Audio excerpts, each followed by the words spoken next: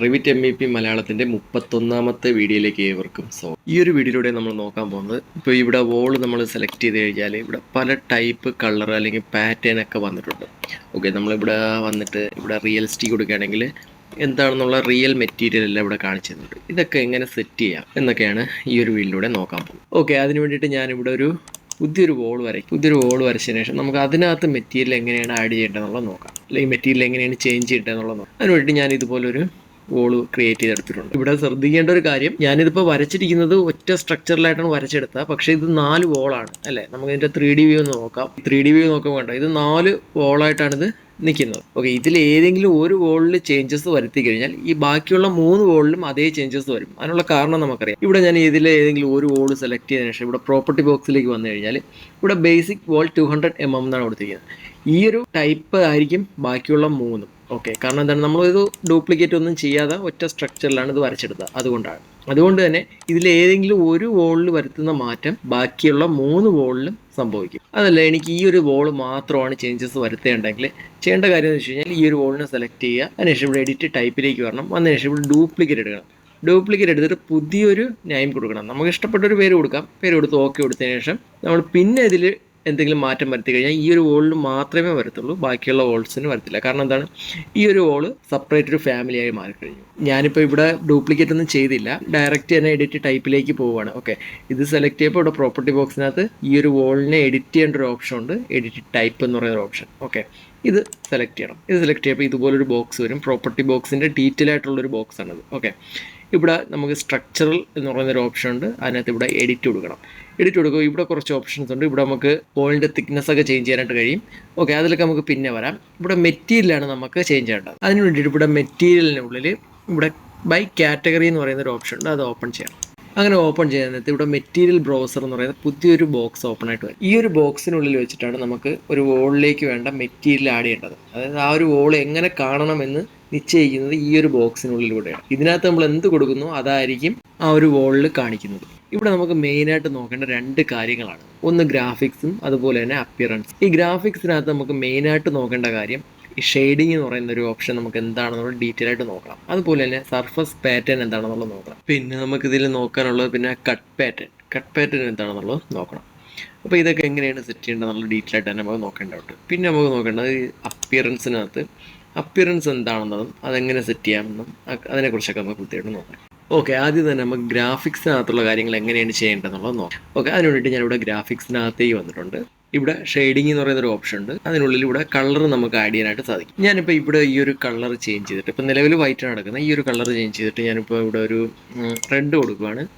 Okay, അതിനുശേഷം ഇവിടെ okay എടുത്ത് അപ്ലൈ എടുത്തു, ഓക്കെ എടുത്തു. ഇപ്പോൾ ഇവിടെ എന്താണ് സംഭവിക്കുന്നുള്ളത് നോക്കാം. ഇപ്പം നിലവിൽ ഇവിടെ നോക്കുകയാണെങ്കിൽ അറിയാം, പ്രോപ്പർട്ടി ബോക്സിനകത്ത് ഈ ഒരു വോളിൻ്റെ കളർ ചേഞ്ച് ആയിട്ടുണ്ട്. ഓക്കെ, ഞാനിപ്പോൾ ഇവിടെ 3D വ്യൂയിലേക്ക് വന്നിട്ടുണ്ട്. 3D വ്യൂ വന്നതിന് ശേഷം ഞാനിവിടെ വിഷ്വൽ സ്റ്റൈലിലേക്ക് പോവുകയാണ്. വിഷ്വൽ സ്റ്റൈലിലേക്ക് പോയതിനു ശേഷം ഇവിടെ ഹിഡൻ ലൈനാണ് ഇപ്പം നിലവിൽ കിടക്കുന്നത്. ഹിഡൻ ലൈൻ കൊടുത്തു കഴിഞ്ഞാൽ ഇതുപോലെയാണ്. ഓക്കെ, ഞാനിപ്പോൾ ഇവിടെ ഹിഡൻ ലൈൻ മാറ്റിയിട്ട് ഇവിടെ ഷെയ്ഡഡ് ആയി കൊടുക്കുക. ഞാൻ കൊടുത്ത ആ റെഡ് കളർ ഇവിടെ വന്നിട്ടുണ്ട്. ഓക്കെ, ക്ലിയർ അല്ലേ? അതായത് ഇവിടെ ഷെയ്ഡഡ് എടുക്കുമ്പോൾ വോളിൽ എന്ത് കളർ കാണിച്ചു തരണം എന്നതാണ് നമ്മളവിടെ കൊടുത്തത്. ക്ലിയർ അല്ലേ? അതിന് വേണ്ടിയിട്ട് നമ്മൾ എന്താണ് ചെയ്തത്, നമ്മൾക്ക് കളർ ചേഞ്ച് ചെയ്യേണ്ട വോള് സെലക്ട് ചെയ്തു. അതിനുശേഷം എഡിറ്റ് ടൈപ്പിലേക്ക്, പ്രോപ്പർട്ടി ബോക്സിനുള്ളിൽ എഡിറ്റ് ടൈപ്പിലേക്ക് വന്നു. ഇവിടെ സ്ട്രക്ചറിനുള്ളിൽ എഡിറ്റ് കൊടുത്തു. ഇവിടെ മെറ്റീരിയൽ ആണ് എഡിറ്റ് ചെയ്യേണ്ടത്. അതിന് വേണ്ടിയിട്ട് മെറ്റീരിയൽ സെലക്ട് ചെയ്യുമ്പോൾ മെറ്റീരിയൽ ബ്രൗസർ വരും.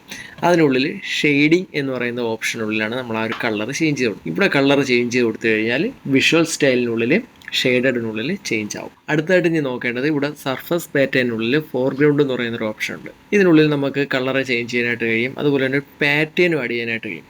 ഈ പാറ്റേണിൻ്റെ കളറാണ് നമുക്കിവിടെ ചേഞ്ച് ചെയ്യാൻ കഴിയുന്നത്. നോക്കാം എന്താണ്. അതിന് വേണ്ടിയിട്ട് ഞാൻ ഈ പാറ്റേൺ സെലക്ട് ചെയ്യുമ്പോൾ നമുക്ക് ഇഷ്ടപ്പെട്ട പാറ്റേൺസ് ഇവിടെ വരുന്നുണ്ട്. നമുക്ക് ഇതിലേതെങ്കിലും ഒരെണ്ണം സെലക്ട് ചെയ്യാവുന്നതാണ്. ഓക്കെ, ഞാനിപ്പോൾ ഈ ഒരു പാറ്റേൺ സെലക്ട് ചെയ്യാണ്. ഓക്കെ എടുത്ത്. അപ്പോൾ ഇത് ഇവിടെ വന്നിട്ടുണ്ട്, ഈ ഒരു പാറ്റേൺ ഇവിടെ വന്നിട്ടുണ്ട്. എനിക്കിനി ഈ പാറ്റേണിൻ്റെ കളർ ചേഞ്ച് ചെയ്യാനായിട്ട്, അതായത് പാറ്റേണിൻ്റെ കളർ വെച്ചാൽ ഈ ലൈൻസിൻ്റെ കളർ വേണ്ടിയിട്ട് ഇത് സെലക്ട് ചെയ്തതിന് ശേഷം ഞാനിപ്പം ഈ ഒരു യെല്ലോ കളർ കൊടുക്കുകയാണ്.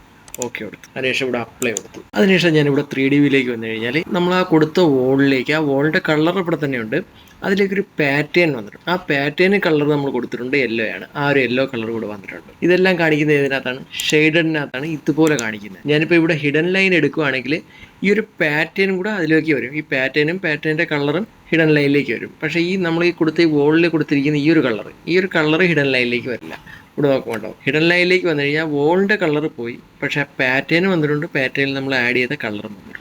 ഓക്കെ, ഇവിടെ മെറ്റീരിയൽ ബ്രൗസറിനുള്ളിൽ ഗ്രാഫിക്സിനകത്ത് ഷെയ്ഡിങ് എന്താണെന്നുള്ളത് മനസ്സിലാക്കിയിട്ടുണ്ട്. അതുപോലെ തന്നെ സർഫസ് പാറ്റേണിനുള്ളിൽ ഇവിടെ ഫോർഗ്രൗണ്ട് എന്താണെന്നുള്ളതും അതെങ്ങനെ ആഡ് ചെയ്യാന്നുള്ളതൊക്കെ നമ്മൾ നോക്കിയിട്ടുണ്ട്. അടുത്തായിട്ട് ഇനി മനസ്സിലാക്കേണ്ടത് കട്ട് പാറ്റേൺ ആണ്. കട്ട് പാറ്റേണിനുള്ളിൽ ഫോർഗ്രൗണ്ട് എന്ന് പറയുന്നൊരു ഓപ്ഷൻ ഉണ്ട്. അതെന്താണെന്നുള്ളത് മനസ്സിലാക്കാം. കട്ട് പാറ്റേൺ എന്തിനാണ് കൊടുക്കുന്നതെന്ന് വെച്ച് കഴിഞ്ഞാൽ ഇതിപ്പോൾ ഒരു വോളാണല്ലോ, ഈ വോളിനകത്ത് എന്താണുള്ളത് എന്നുള്ളത് എനിക്കറിയണം. ഇപ്പോൾ ഈ ഒരു ടൈപ്പ് വോളിനകത്ത് എനിക്ക് സെപ്പറേറ്റ് ഒരു പാറ്റേൺ വേണം. നമ്മൾ വോൾ പാറ്റേൺ കൊടുത്ത് വോളിലേക്ക് നമ്മളൊരു പാറ്റേൺ, അതുപോലെ തന്നെ ഇത് കട്ട് ചെയ്തിട്ട് നോക്കുമ്പം അതിനകത്തൊരു പാറ്റേൺ ഉണ്ടാവും.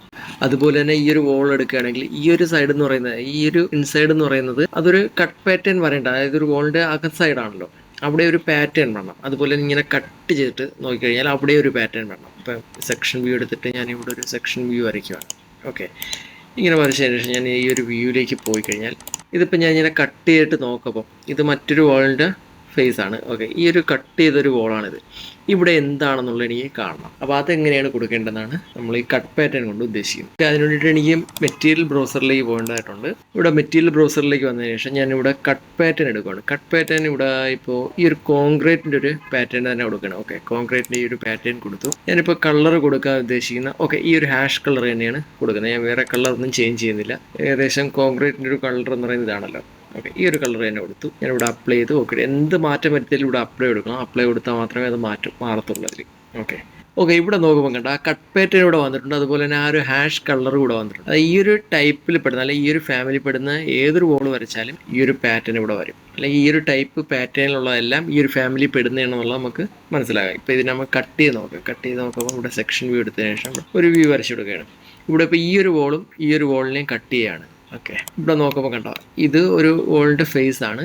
കട്ട് പാറ്റേൺ, കട്ട് വ്യൂ എന്ന് പറയുന്നത് ഈ രണ്ട് വോളാണ്. ഇവിടെ ഇപ്പോൾ ആ ഒരു പാറ്റേൺ വന്നിട്ടില്ല. അതിനുള്ള കാരണം എന്ന് വെച്ച് കഴിഞ്ഞാൽ ഇവിടെ വന്നതിന് ശേഷം ഈ ഒരു ഭാഗത്ത് ഇവിടെ ഫൈൻ എന്ന് പറയുന്നൊരു ഓപ്ഷൻ ഉണ്ട്. ഇത് ഫൈൻ ആക്കി കൊടുത്താൽ മാത്രമേ അവിടെ കട്ട് പാറ്റേൺ കാണിച്ചിട്ടുള്ളൂ. ഓക്കെ, കട്ട് പാറ്റേൺ വന്നിട്ടുണ്ട്. ആ ഒരു ഹാഷ് കളർ കൂടെ വന്നിട്ടുണ്ട്. ഓക്കെ, അപ്പോൾ ഈ കട്ട് പാറ്റേൺ എന്ന് പറയുന്നത് ഇതാണ്. ഒരു വോളിൽ നമ്മൾ കട്ട് ചെയ്തിട്ട് നോക്കും അവിടെ എന്താണ് കാണേണ്ടത് എന്നുള്ളതാണ് കട്ട് പാറ്റേണിൽ കൊടുക്കുന്നത്.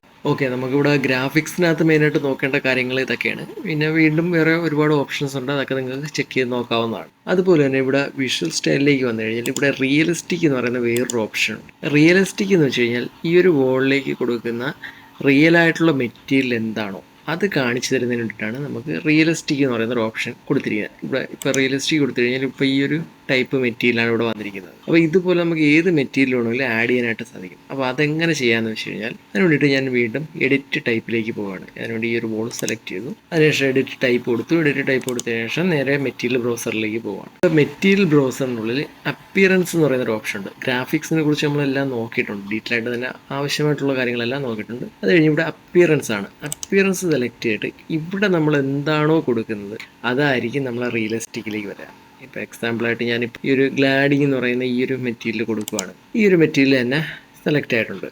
അതിനുശേഷം ഞാനിവിടെ ഓക്കെ കൊടുത്തു. അതിനുശേഷം ഞാനിവിടെ 3D വ്യൂയിലേക്ക് വന്നു കഴിഞ്ഞാൽ കണ്ടാൽ റിയലിസ്റ്റിക് എന്ന് പറയുന്നത് മെറ്റീരിയൽ ബ്രൗസറിനുള്ളിൽ അപ്പിയറൻസിനകത്ത് നമ്മൾ എന്ത് ടൈപ്പ് മെറ്റീരിയലാണ് കൊടുത്തത് ആ ഒരു മെറ്റീരിയലാണ് ഇവിടെ വന്നിരിക്കുന്നത്. ഓക്കെ, ക്ലിയർ അല്ലേ? അതായത് മെറ്റീരിയൽ ബ്രൗസറിനുള്ളിൽ അപ്പിയറൻസിനകത്ത് നമ്മൾ എന്ത് മെറ്റീരിയലാണോ കൊടുക്കുന്നത് അതായിരിക്കും ഇവിടെ റിയലിസ്റ്റിക്കിനകത്ത് കാണിച്ചു തരുന്നത്. ഓക്കെ, അതുപോലെ തന്നെ വേറൊരു കാര്യം നമ്മൾ നോക്കേണ്ടത്, ഇവിടെ മെറ്റീരിയൽ ബ്രൗസറിനുള്ളിൽ നമ്മളിവിടെ ഗ്രാഫിക്സിനകത്ത് ഇവിടെ ഷെയ്ഡിങ് എന്ന് പറയുന്ന ഓപ്ഷൻ ചേഞ്ച് ചെയ്തു. അതായത് ഷെയ്ഡഡ് എടുക്കപ്പോഴും എന്താണ് കാണിച്ചു തരേണ്ടത്, അത് നോർമൽ സിറ്റുവേഷനിൽ നമ്മൾ അപ്പിയറൻസിനകത്ത് എന്ത് ആണോ മെറ്റീരിയൽ കൊടുക്കുന്നത് ആ കളറുമായിട്ട് മാച്ച് ചെയ്യുന്ന കളർ വേണം ഷെയ്ഡഡിലേക്ക് വരേണ്ടത്, അല്ലെങ്കിൽ ഷെയ്ഡിങ്ങിൽ കൊടുക്കേണ്ടത്. അപ്പോൾ അതിന് വേണ്ടിയിട്ട് ഇവിടെ ആ അപ്പിയറൻസിനകത്ത് കൊടുക്കുന്ന അതേ കളർ കിട്ടുന്നതിന് വേണ്ടിയിട്ട് ഗ്രാഫിക്സിനകത്ത് ഷെയ്ഡിങ്ങിനുള്ളിൽ ഈ ഒരു ടിക്ക് മാർക്ക് അൺടിക്ക് കൊടുത്തു കഴിഞ്ഞാൽ നമുക്കിവിടെ കളർ ചേഞ്ച് ചെയ്യാനായിട്ട് കഴിയും.